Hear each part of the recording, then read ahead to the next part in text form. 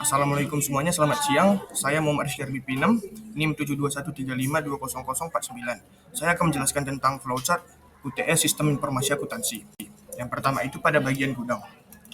Kita memulai dengan membuat surat permintaan pembelian sebanyak 2 rangkap. Rangkap pertama dikirim ke bagian pembelian di halaman yang sama, rangkap kedua diarsip berdasarkan tanggal. Kemudian bagian gudang menerima 2 dokumen dari bagian penerimaan. Yang pertama laporan penerimaan barang, yang kedua faktur.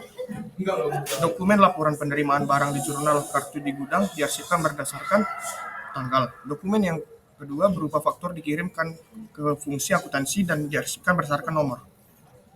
Kemudian bagian pembelian menerima dokumen dari bagian gudang, lalu membuat surat permintaan pembelian yang dibuat 3 rangkap dokumen. Dokumen pertama dikirim ke halaman yang berbeda, bagian pemasok. Dokumen kedua dikirimkan ke halaman yang berbeda di bagian penerimaan. Dokumen ketiga diarsipkan secara permanen berdasarkan abjad.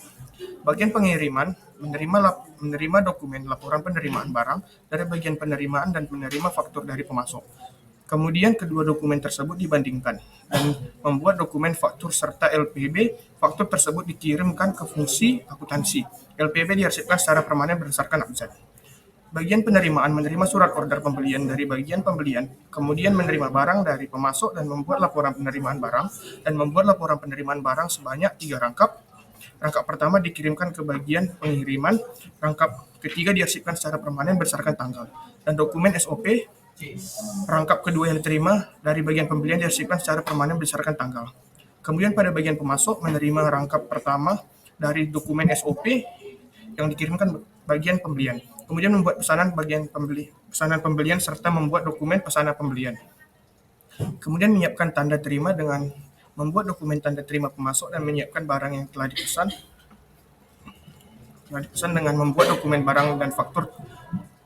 Faktur tersebut dikirimkan ke bagian pengiriman. Pada bagian fungsi akuntansi, menerima dokumen faktur dari bagian gudang kemudian melakukan pencatatan pembelian. Sekian hasil presentasi saya. Bila ada kata-kata yang salah, saya mohon maaf. Terima kasih.